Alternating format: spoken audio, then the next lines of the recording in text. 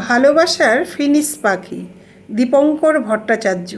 চুলে তোর মেঘ জমেছে, চুলে কি বৃষ্টি হবে? যত সব লেখার খাতা ভেসে কি মাঠ পেরোবে? পেরিয়ে কোথায় যাবে জানা নেই পথের দিশা। রাতে তো চাঁদ ওঠে না, বুকে ঘোর অমানিশা। সে আধারে রাতের নাকি, সে আধার বর্ষা মেঘ। তুই তো রাজঘরণী, আমি খাই ভিক্ষা মেঘে।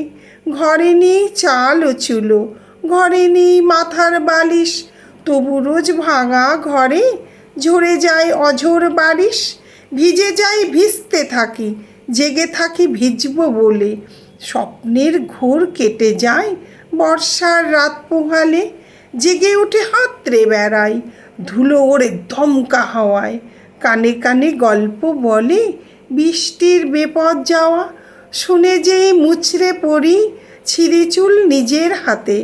একা ঘরে তাথই নাচি বৃষ্টির অপেক্ষাতে। যদি আসে বৃষ্টি বাদল জময়ে ঘরের কোণে, আশাতে মেঘ রাগেতে বাঁশি বাজে আপন মনে। বাঁশি শুনে পদানসীন দাঁড়ালি জানলা ধরে, অমনি মেঘ চুলে তোর নীলাকাশ উঠল ভরে। অমনি এক ছুটে মেঘ আর বৃষ্টি স্নানে ভাসাবো কাগজ কলম, ছুটে আসি উঠোন পানে।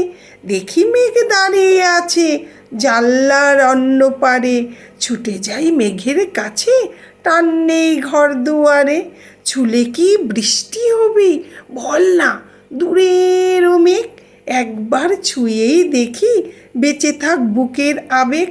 শুনে মেঘ মুচকি হেসে বলে হাত রাখো না হাতে, ভেজা তোর আর হবে না পুড়ে যা বজ্রপাতে।